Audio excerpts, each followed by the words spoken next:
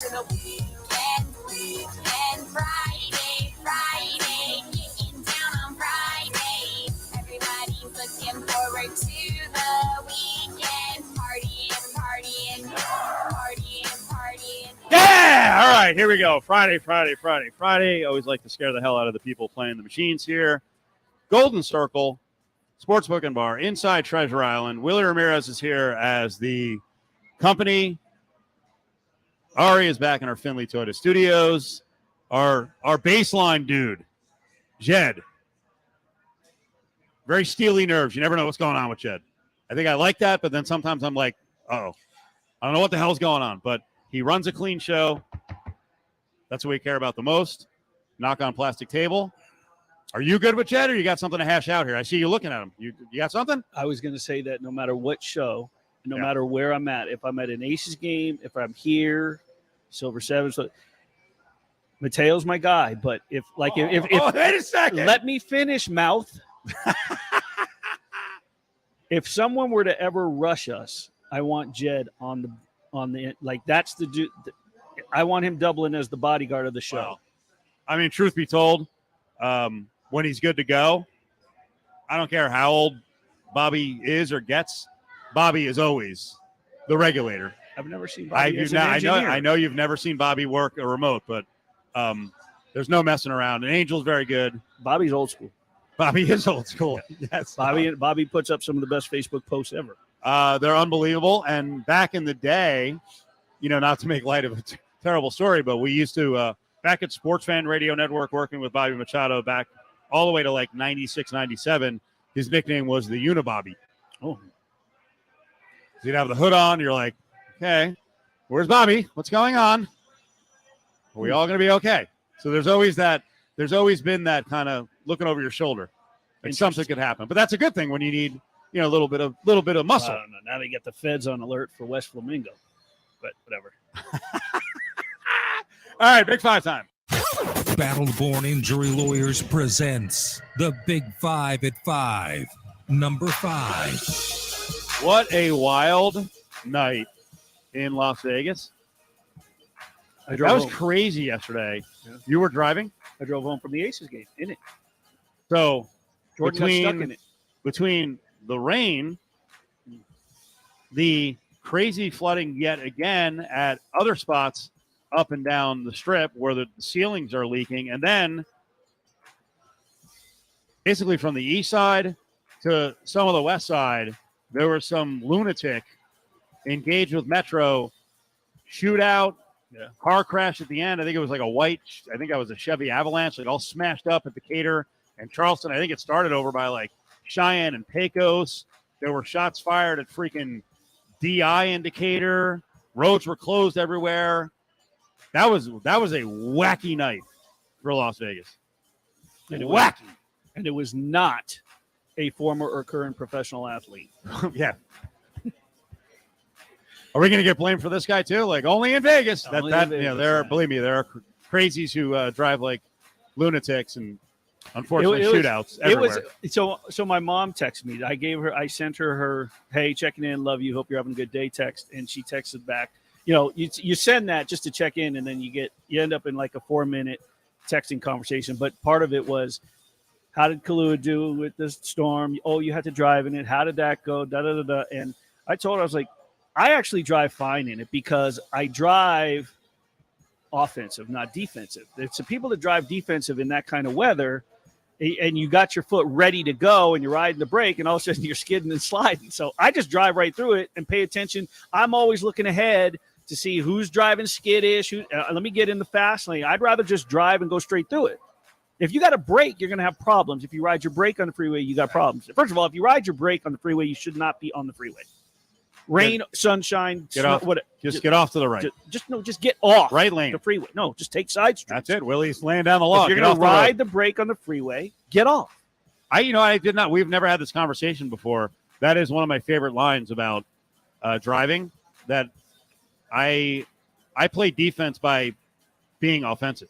Yes, of course. Like I was driving down to the airport today on the 15, and if you notice, the stuff around Trop starting to happen, where they have the the HOV lane closed for about a mile and a half. Yep. And with the merge, it got like super intense. And, you know, there was a big slowdown. And I was like kind of riding both lanes. Not legal, but at that point, the SO was kind of like, whoa, what's going on? And I'm like, it's all right. I have an escape to my left. I'm watching. We're good. But, you know, when you're not in control and it looks like there's going to be a collision because traffic slows down, you know, when you're in the passenger seat, it can be scary. In a regular situation, when I'm driving, it's not scary. When you're driving and you're on the freeway and you're going to change lanes, it's the first rule. What's your first rule? I know mine is. I don't know. Tell me what's the first rule. I speed up. I don't brake.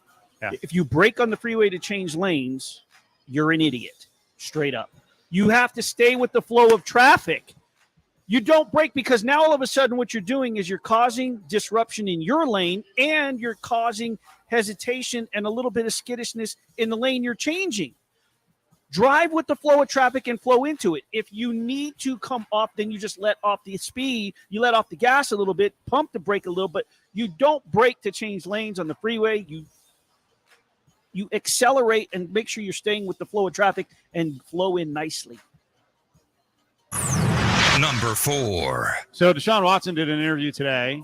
He is playing in the game tonight for the Browns. No decision came down on the appeal of Judge Sue L. Robinson's 6-game decision.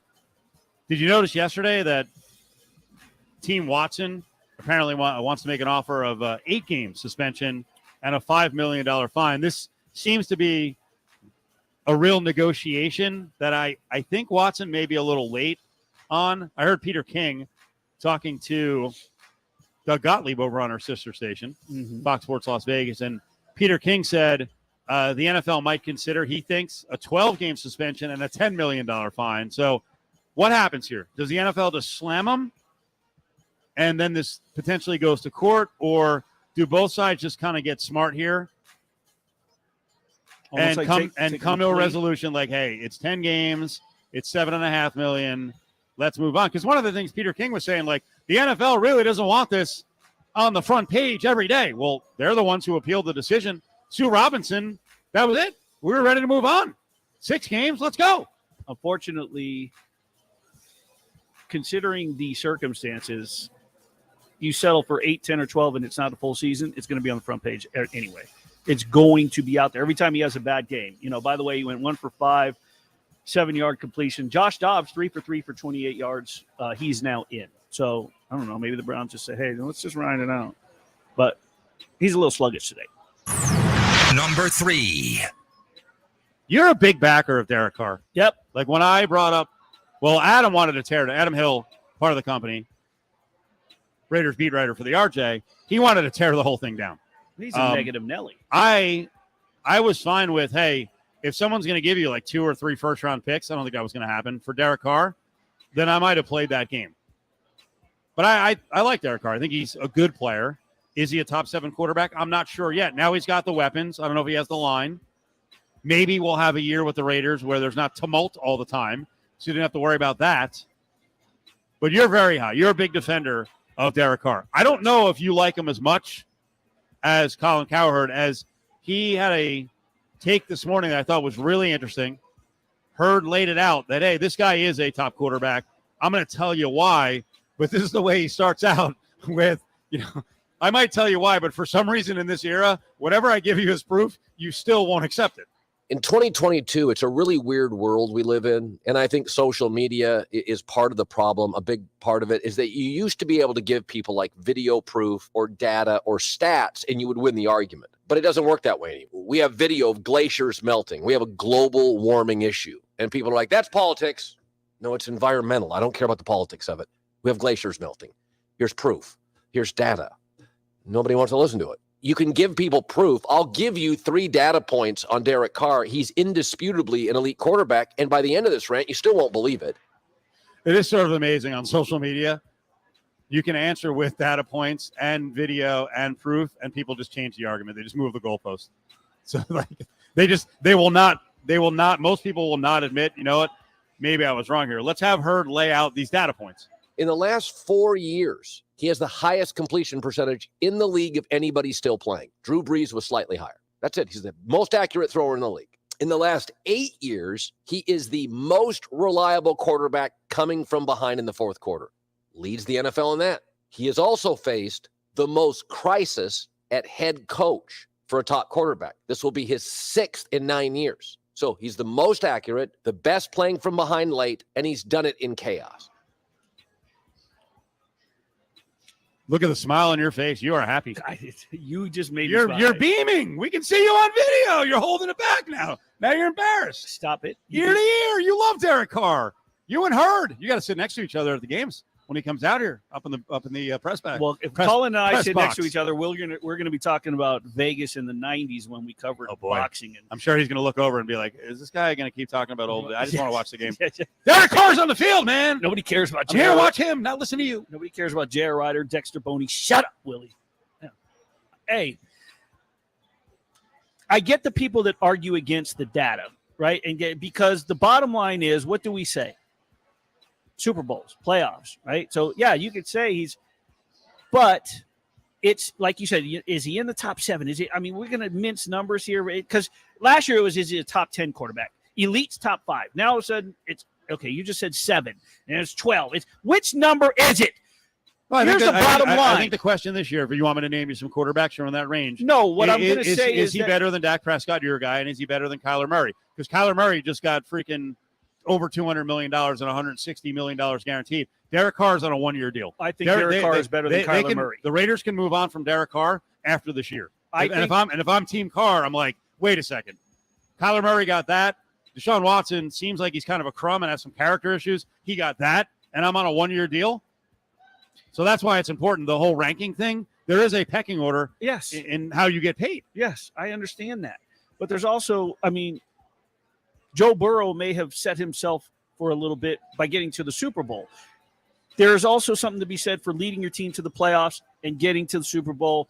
And the bottom line is Derek Carr has the potential, with no outside circumstances causing him to fail. The previous year, before last year's crazy off-the-field distractions, the defense failed him.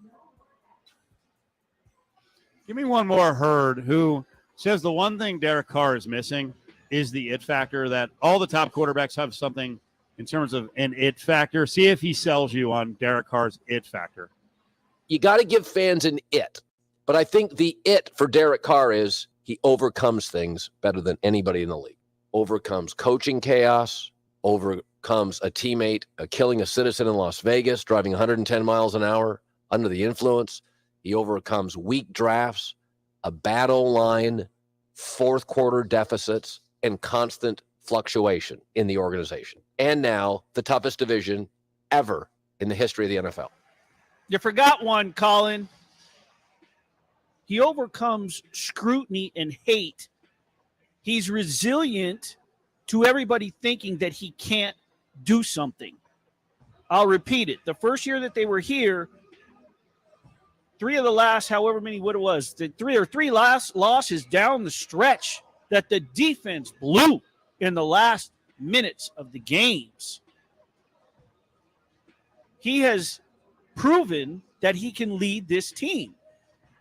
And I've said this time, as much as I back Derek Carr and think that he needs the right setting, there's no excuses this year. And he doesn't make excuses, but this is the year where there are none for anybody on that team.